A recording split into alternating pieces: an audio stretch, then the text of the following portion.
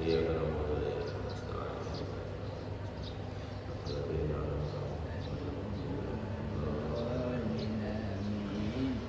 الصراط لا شيء ولا شيء تبدل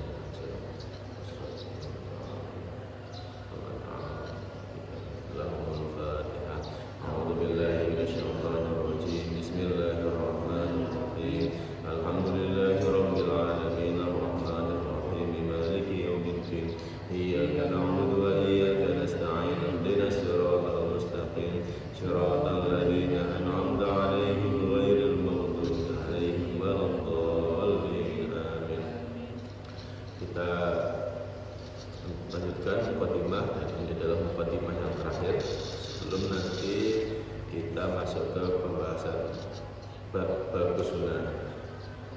Bismillahirrahmanirrahim. Wal haditsus tsani ajazani bihil allamah as-sayyid Ahmad al-Marshafi al-Misri ba'da an ajazani bihis sayyid Abdul Wahab bin Ahmad Farhat asy-Syafi'i inda masyayikhi musalsalan bil awwaliyah ila Abdullah bin Umar bin As bin Nabi sallallahu alaihi wasallam. Ini adalah hadis kedua dari hadis yang ingin disampaikan kepada siapa? Sampaikan kepada Imam Nawawi kepada kita, yaitu hadis dari Sayyid Ahmad al-Marshafi al-Misri yang, dan kemudian jadi di sini ada dua orang yang mengijazahkan kepada Imam Nawawi, yaitu adalah Sayyid Ahmad Marshafi sama Sayyid Abdul Wahab bin Ahmad al-Farhat asy-Syafi'i. Yang musalsal hadis tersebut didapatkan secara sanad muttasil turun temurun dari Abdullah bin Umar, Abdullah bin Amr bin As. Jadi Abdullah putranya Amr bin As dari Nabi sallallahu alaihi wasallam. Ar-rahimuna yarhamuhum, ar-rahimuna yarhamuhumullah, yarhamuhumur rahman tabaraka wa ta'ala, yarhamu man fil ardi yarhamukum man fis sama. Kata Nabi Muhammad SAW bersabda, ar-rahimun, orang-orang yang mempunyai sifat pengasih, orang buruk pengasih, sifat kasih sayang, yarhamuhumur rahman, maka pastinya dia akan disayangi atau dikasihi oleh yang maha rahman. Yang maha rahman itu siapa? Gusti Allah. Itu adalah tabaraka wa ta'ala.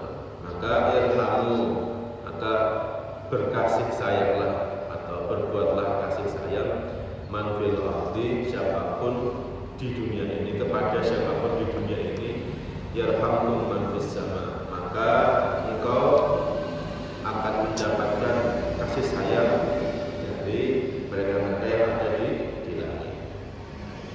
Wal ma'na ar-rahimuna liman fil ardi min adamiyyin wa hayawanin lam yu'mal bi bil ihsani ilaihim yahsulur rahmanu ilaihim. Artinya apa? Yaitu mereka-mereka yang berkasih sayang, mereka-mereka yang punya sifat kasih sayang, mereka yang sayang sama siapapun itu siapa saja. Man fil ardi min adamiyyin, yaitu kepada seluruh makhluk, baik itu min adamiyyin sesama manusia. Kenapa disebut adamiyyin? Karena kita anaknya Nabi Adam. Kecuali kalau kalian ikut biologi yang katanya dari monyet, itu tidak tahu, saya tidak ikut-ikutan. Wa hayawanan lam yu'mar bi qatlih, dan kepada hewan-hewan yang tidak diperintahkan untuk membunuh. Berarti ada hewan-hewan yang diperintahkan untuk dibunuh. Contohnya apa? Ular, Harimau. Kalau harimau, Kalajengking. Ya kalajengking. Hewan-hewan yang sekiranya membahayakan itu boleh dibunuh. Kalau ada yang diperintahkan karena memang harus dibunuh, ada yang memang boleh dibunuh, bisa jadi karena macan ya. Apakah boleh bunuh? Ya boleh, pas kalau mau nyengkram kamu ya itu. Kalau yang ngapa-ngapain ya sudah biarkan saja. Itu tuh Mas. Lebih perlu. Itu sayang harimau. Kamu dipeluk harimau, pulang tinggal pulang. Tapi ada hewan-hewan yang mau diperintahkan untuk dibunuh seperti siapa? Seperti ular. Seperti apa? Ular, kalajengking. Buaya seperti dia. Kalau itu harus dibunuh. Ini anjing Mas. Kalau buaya yang dibunuh di PHP-in saja. PHP-in. Apa PHP-in? Bil ihsani ilayhim yahsunur rahmanu ilayhim. Irhamu man tastadi'una an tarhamu min asnafi makhluqatihi ta'ala wa ghairu 'aqilin bisyafaqatu 'alaihim wa du'aikum lahum birrahmah wal maghfirah.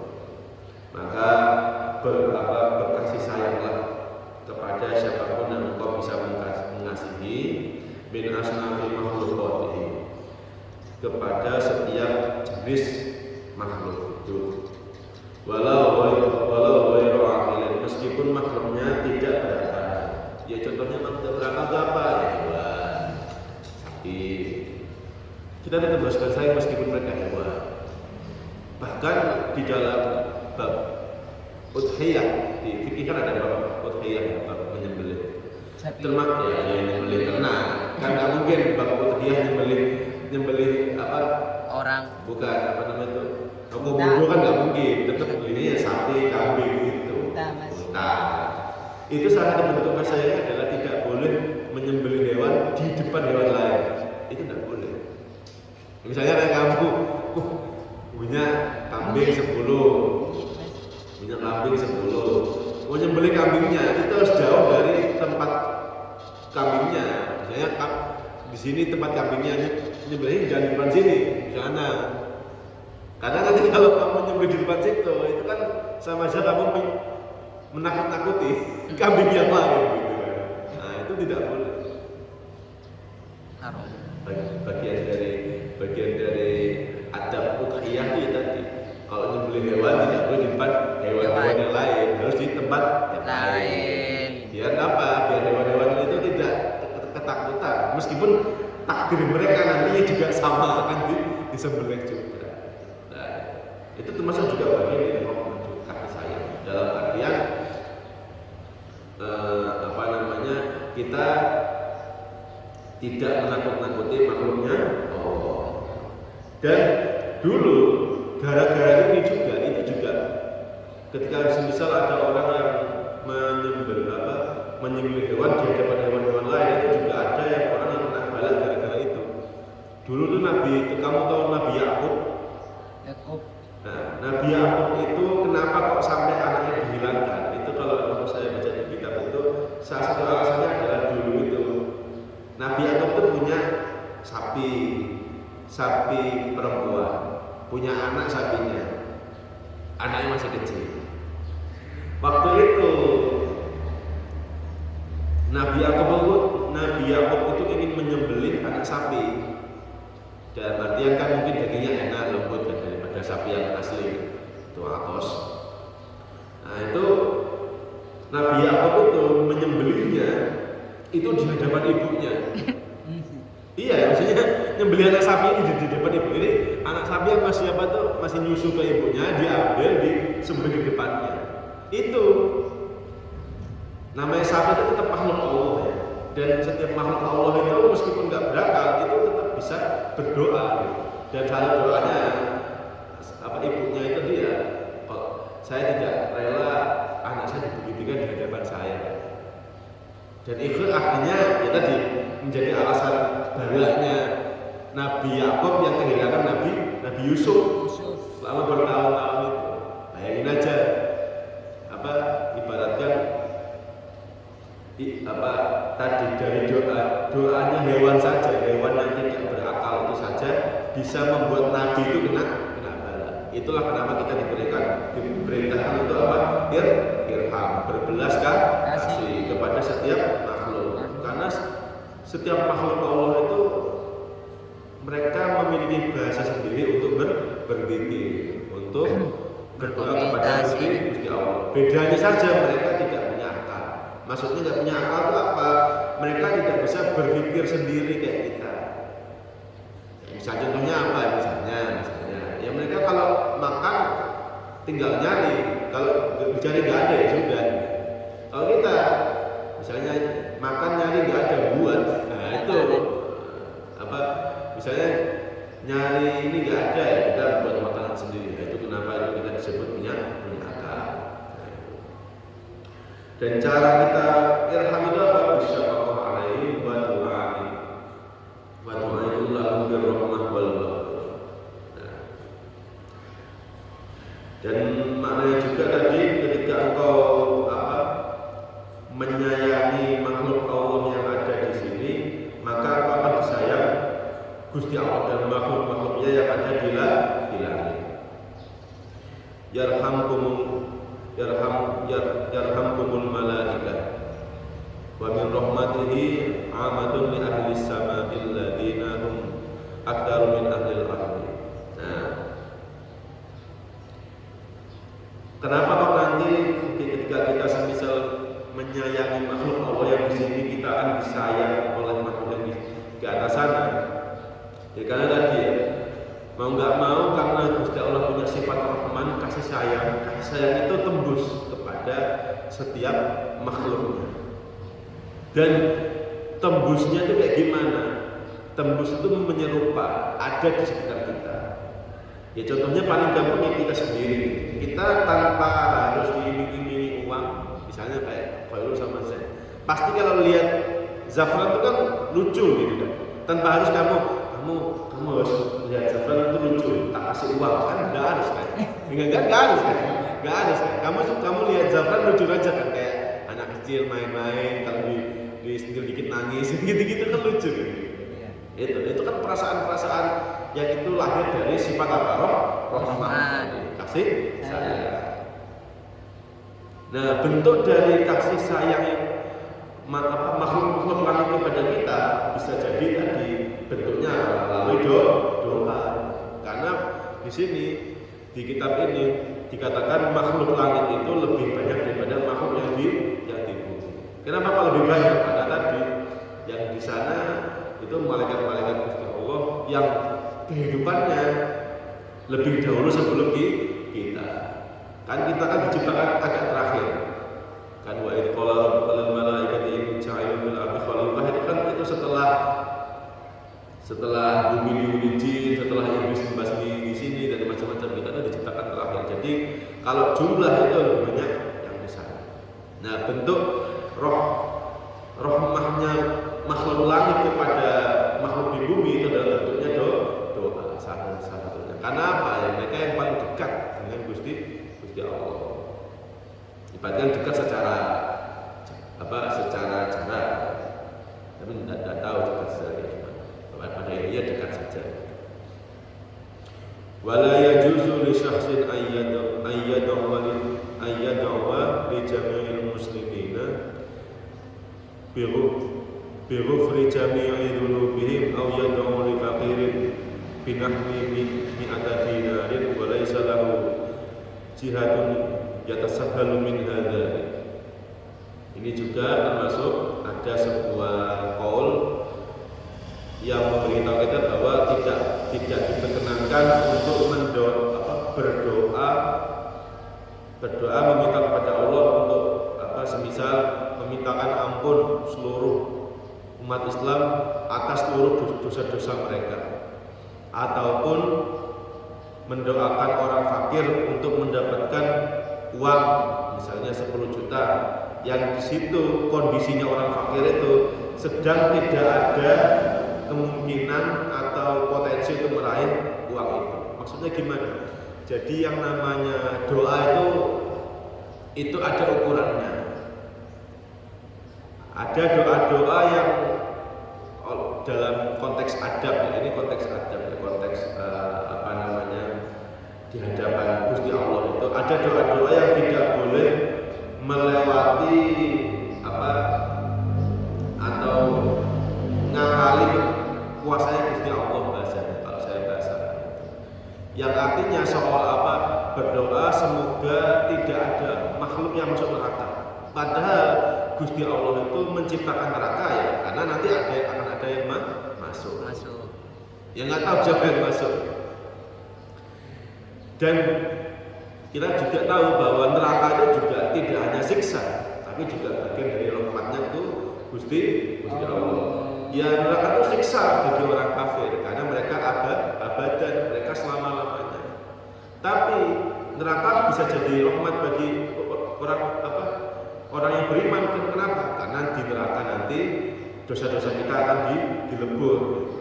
Jadi dosa-dosa kita yang di sini yang tidak kena kafaroh, yang tidak bisa dikafarohi, yang prosesnya mungkin di sini kelewatan, ya bisa jadi nanti sebelum kita masuk surga, yang pastinya karena surga itu tempatnya orang-orang beriman yang soleh, yang suci, dan mereka siapapun orang mukmin yang kebetulan tubuhnya ada noda dosa, ya pastinya ya harus dibersihkan.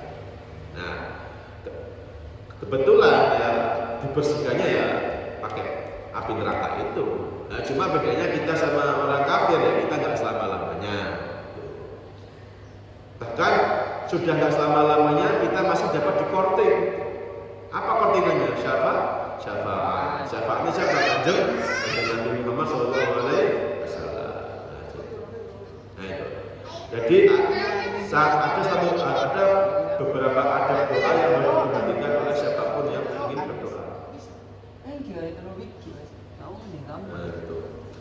Salah satunya adalah tidak boleh berdoa yang di situ melawan kehendaknya Gusti Allah atau melawan ketentuannya Gusti Allah.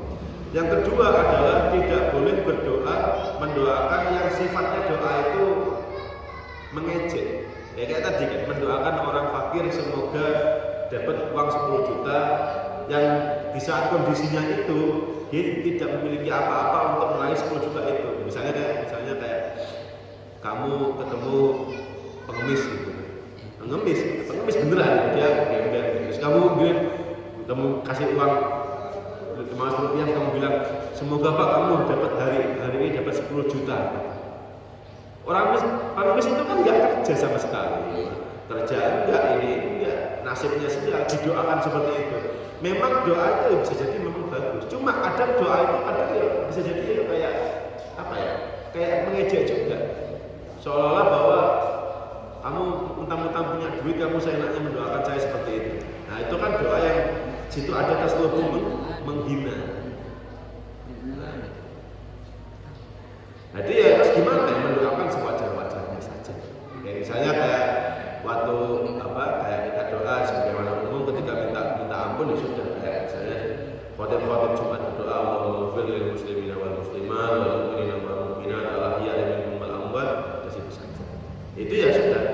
Kita hanya berdoa untuk minta ampun tanpa harus kita kayak memvalidasi ampunannya itu sebesar apa enggak perlu. Karena yang menentukan ampunannya itu tetap Gusti Allah. Yang kedua pun juga sama. Kita mendoakan orang ya sewajarnya saja. Misalnya ada tadi kita ngasih uang ke pengemis, kita doakan ya semoga sampai dapat segera pekerjaan, dapat rezeki, sudah gitu saja. Tidak usah semoga dapat uang 10 juta hari ini. Ya pengemisnya itu dia tersinggung, dia nggak kerja, nggak bisa cari kerja. Kamu doakan kayak gitu kan seolah-olah itu sifatnya kayak menghina. Wa yaqulu hadza min ar-rahmati bil khalqi li annahu mukhalifun nusus syara'. Tadi pokoknya adab berdoa itu tadi dua. Satu ya, kita berdoa yang situ doanya jangan sampai kita ingin, kalau bahasa Jawa itu ngangkangi. Itu kalau bahasa Indonesia itu apa? Ya ibaratkan tidak boleh sampai kita ingin mencederai kehendaknya Gusti Allah. Yang kedua, kita berdoa sewajarnya. Tidak boleh doa itu ada unsur mengejek orang. Ru'yal Ghazali fin naumi faqila lahu ma fa'ala Allah bika faqala awqafani baina yadayhi wa qala li bima qaddamta alayya fasirtu adhkuru a'mali faqala lam aqbalha wa innama qabiltu minka dhata yawmin nazalat dubabatun ala midadi qalamika litashraba minhu wa anta taktubu fataraqtal kitabata hatta akhadhat hadha rahmatan biha thumma qala ta'ala imdu bi'abdi ilal jannah. Nah, di sini Imam Ghazali Ru'yal Ghazali bin Naum, yaitu Imam Ghazali mendapatkan sebuah penglihatan ketika tidur. Ini juga sama ya, apa namanya, kayak Nabi Yusuf. Ini arafil mana? Saya melihat ketika saya tidur. Loh, kok bisa? Emang bisa orang melihat pas tidur? Ya bisa. Pas kamu mimpi itu kan kamu kan sadar melek, gitu ya. Maka di sini orang itu melihat itu tanpa harus pakai mata bisa. Terus gimana caranya orang melihat tanpa mata? Ya tadi pakai mata batin. Jadi mata itu alat untuk melihat, bukan satu-satunya alat untuk melihat. Jadi yang namanya melihat itu tanpa harus mata, tidak harus pakai mata. Karena yang namanya fi'il itu bisa pakai apa saja, tanpa harus pakai alat yang khusus. Misal kayak kamu menggali. Kamu menggali tanah kan bisa pakai cangkul, bisa pakai bego, bisa pakai sekop, bisa pakai sendok, bisa. Lo bisa pakai sendok, bisa. Kalau kamu gabut ya bisa. Satu kan bisa tetap kegali, saya sama. Namanya melihat itu juga begitu. Melihat itu ya bisa pakai mata, bisa pakai mata batin, bisa, dan yang lain-lain. Di sini di dalam qaulnya Imam Ghazali yang menerangkan pengalaman beliau ketika beliau berada di dalam tadi penglihatan beliau, di dalam penglihatan beliau di saat itu beliau dihentikan, dihadapkan di hadapan Gusti Allah, yang di situ ditanya, bima qaddamta alaihi, apa yang akan kau persembahkan kepadaku? Fasirtu al-quru a'mali, maka ya kan tadi tanya begitu, misalnya kamu sebagai hambaku, apa yang kamu bawa kepadaku? Ya, karena Imam Ghazali sebagai ulama, sebagai orang alim, sebagai abid yang soleh, ya dia menjawab, oh ya Gusti, saya sholat, saya zakat, saya puasa, saya haji, saya ngajar, saya karang kitab, gitu. Tapi bagi Gusti Allah di situ disebutkan lam aqbal, aku tidak menerima semua itu, atau aku belum menerima semua itu. Tapi aku sudah menerima, pasti menerima, yaitu amalmu yang pada suatu ketika ada lalat, zubabah itu lalat. Yang di situ alamida di kolamika. Dulu itu kan nggak kayak sekarang ya, tinta pulpen yang sekarang itu kan bagus ya, dia nancap di pulpennya, pulpen itu di ujungnya sini. Dulu tinta pulpen itu tinta yang ini. Pulpen tinta itu yang kalau saya dulu baca khot itu pakai pulpen tinta itu. Itu kan pasti kalau bahasa Jawa itu blober itu bocor. Bocor. Kalau pulpen tinta itu kan yang kalau ditulis itu tintanya banyak itu, kayak gitu. Itu kan tintanya kan banyak ya, nggak seperti pulpen yang biasanya yang bagus itu, yang tintanya itu pas gitu kan. Ini kan pulpen zaman dulu kan masih kayak gitu. Nah itu ada lalat yang hinggap di ujung penanya. Ujung pena. Yang lalat itu dalam kondisi haus. Dan saat itu yang Ghazali sedang menulis kitab. Nah, karena melihat ada lalat yang hinggap di tangan. Bukan, di tangan, di penanya tadi. Di penanya yang ada tintanya itu. Oh, itu cocok itu, Mas. Iya. Imam Ghazali itu langsung menghentikan nulisnya. Yang di situ maksudnya adalah membiarkan lalat itu meminum tinta. Nah, kenapa kok ada bau seperti ini? Jadi namanya ibadah itu, kadang ibadah itu diwujudkan karena ada nafsu. Maksudnya gimana? Kok bisa Mas ibadah itu ada nafsunya? Karena tadi kadang niatan ibadah orang itu ya tadi untuk mendapat sesuatu. Misal ya tadi. Kan kita kan kalau belajar agama ya, baik di sekolah maupun di pesantren itu kan selalu ya, kayak seorang sholat jamaah itu pahalanya 27. Terus nanti kalau pahalanya banyak masuk surga. Kalau masuk surga makan ini, makan itu, makan ini dan sebagainya. Dan lain-lain. Itu kan di situ sontak. Motivasi ibadahnya itu kan bukan karena Allah, tapi karena apa? Karena ingin masuk surga. Atau ada motivasi yang negatif yang lain. Motivasinya sifatnya negatif, misalnya ketika belajar agama, gurunya menerangkan bahwa kalau kamu berbuat maksiat, meninggalkan suatu macam itu, kamu akan masuk neraka, kamu akan disiksa, lidahnya dikasih ini tali pancing, kamu akan dipukul sama malaikat Zabaniyah dan macam-macam. Sehingga ibadahnya itu bukan karena Gusti Allah, karena takut neraka. Lah di situ kalau di istilahnya itu ada istilah hadun nafsi atau takut egois pada dirinya sendiri. Lah ibadah-ibadah yang karena hadun nafsi ini juga efek sampingnya ya kadang-kadang ya pokoknya ingin mendapat gitu.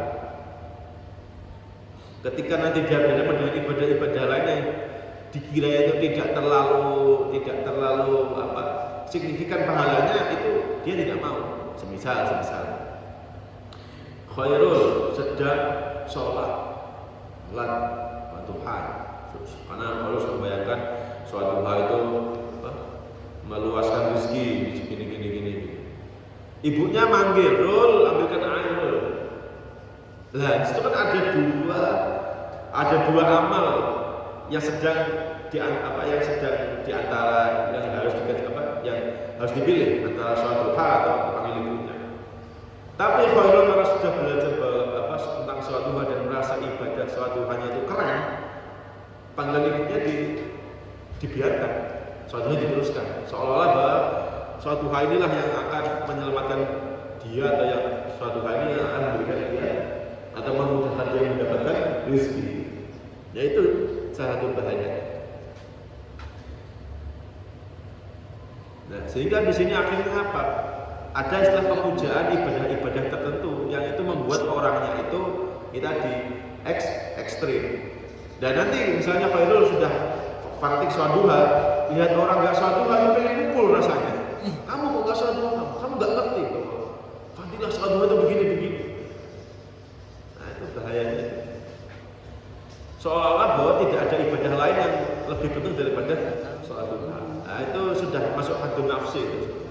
Jadi egois, sudah egois ingin dapat banyak, terus egois ingin jadi orang yang paling benar. Nah itu yang berbahaya. Dan itu mengitari di semua ibadah, mau baik sholat maupun zakat maupun apapun itu semua.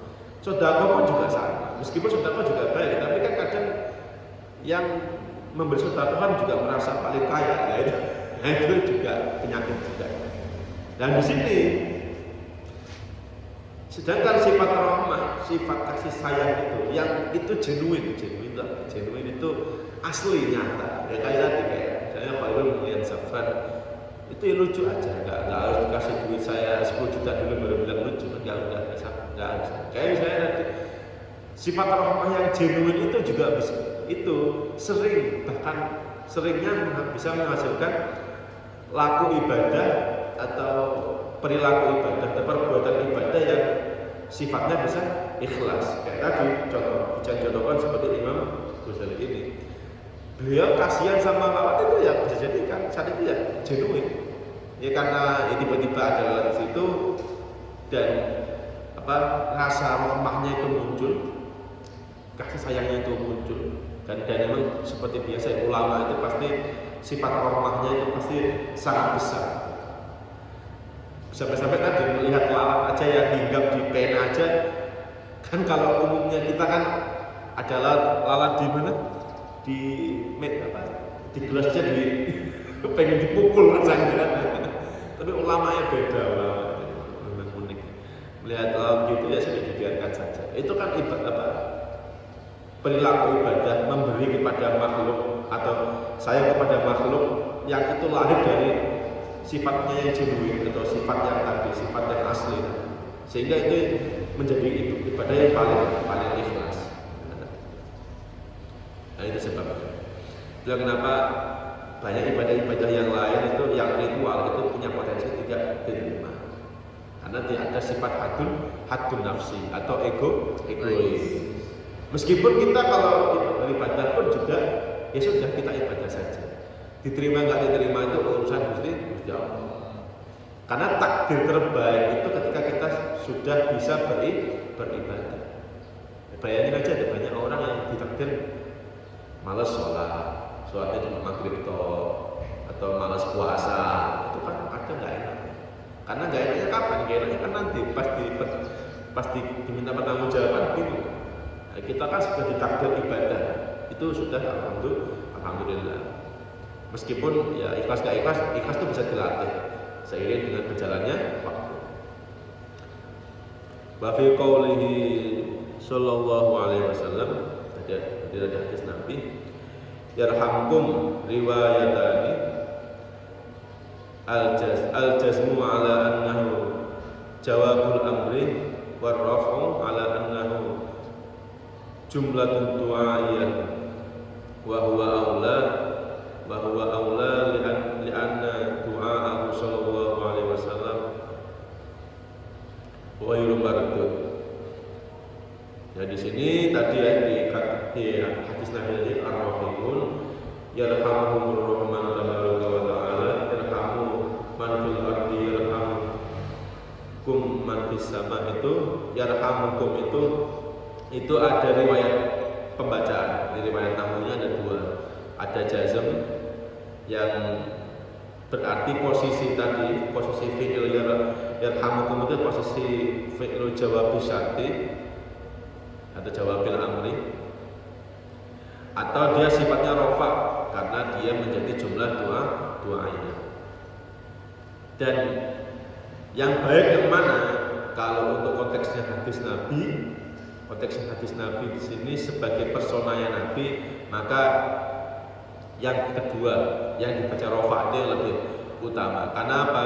Lianna du'a'ahu, karena doanya kanjeng Nabi itu ghairu mardud, tidak akan ditolak. Tapi kalau untuk dibaca sebagai taklim ya harus yarham, karena yarhamkum man fis sama. Nah, itu. Ya, kenapa kok begitu? Ya, konteksnya beda. Kalau untuk konteksnya melihat sisi persona atau sisi Nabi Muhammadnya memang harus yarhamkum, karena itu bagian dari doanya kanjeng Nabi. Tapi kalau pas taklim ya pas baca yarhamkum, karena tadi untuk melihat konteks makna.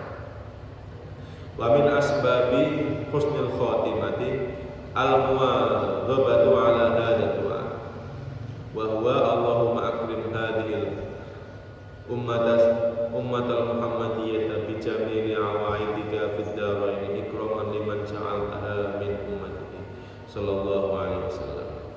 Jadi di sini juga ada sebuah Imam Nawawi menerangkan termasuk dari sebab husnul khotimah itu adalah al-muwadhabah atau istiqomah ala hadha doa, istiqomah untuk berdoa. Doa kalimat apa yang dibaca dalam doanya? Kalimat yang ini tadi. Allahumma akrim hadhil ummatal muhammadiyyah bi jamili awaidika fid daraini ikraman liman ja'altaha min ummatihi sallallahu alaihi wasallam. Atau doa yang lainnya, wa minha al-muwadhabatu ala hadha du'ai baina sunnati subhi wa fardhihi. Dan baca doanya itu di waktu yang pas. Ini ada waktu yang pasnya. Di sini waktu pasnya adalah kapan? Di antara sholat sunnah subuh dan sholat fardunya. Ya kayak pas kamu doa ini itu ya pas kapan? Pas unggul-unggul baca pujian itu. Atau pas nanti yang subuh itu, pas pujian subuh itu kamu baca doa ini. Allahumma ghfir li ummati sayyidina Muhammad, Allahumma arham ummata sayyidina Muhammad, Allahumma ustur ummata sayyidina Muhammad, Allahumma jbur ummata sayyidina Muhammad, Allahumma aslih ummata sayyidina Muhammad, Allahumma afi ummata sayyidina Muhammad, Allahumma ighfir ummata sayyidina Muhammad, Allahumma arham ummata sayyidina Muhammad rahmatan 'amatan ya rabbal alamin, Allahumma ighfir li ummati sayyidina Muhammad waghfir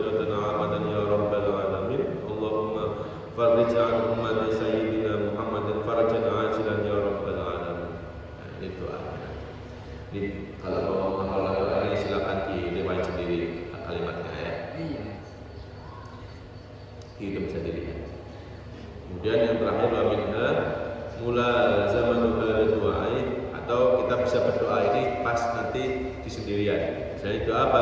Ya Rabb, ya Rabb kulli syai' bi qudratika ala kulli syai' ighfir li kulli syai' wa la tas'alni an kulli syai' wa la tuhasibni fi kulli syai' wa a'tini kulli syai'. Nah, ini doa yang agak jelas tapi bisa dipraktekkan. Yang pasti doa-doa ini adalah doa-doa yang kalau kita istiqomah bisa menjadi sebab kita husnul khotimah. Karena kenapa kok doa ini bisa menjadi sebab kita menuju husnul khotimah? Karena doa ini adalah doa yang nantinya menonjolkan atau melatih sifat rahmah kita untuk keluar. Yang pastinya menonjolkan juga sifat rahmahnya Gusti Allah. Jadi doa yang bisa mengantarkan kita ke husnul khotimah adalah doa yang bisa mencerminkan rasa kasih sayang kita. Lah, untuk mencerminkan rasa kasih sayang itu butuh objek yang bisa disayangi. Nah, di sini doanya kan di sini Allahumma ighfir li ummati sayyidina Muhammad. Objeknya siapa? Umatnya Sayyidina Muhammad. Yang berdoa siapa? Kita. Lah, kita nanti berdoanya dia dapat karena kita adalah bagian dari umat Nabi Muhammad sallallahu alaihi wasallam. Dan terakhir ya, saya akhiri pengajian ini. Apabila ada kesalahan dari baca kitab atau dari penjelasan saya mohon maaf yang sebesar-besarnya. Wabillahi taufiq. Subhanakallahumma wa bihamdika asyhadu an la ilaha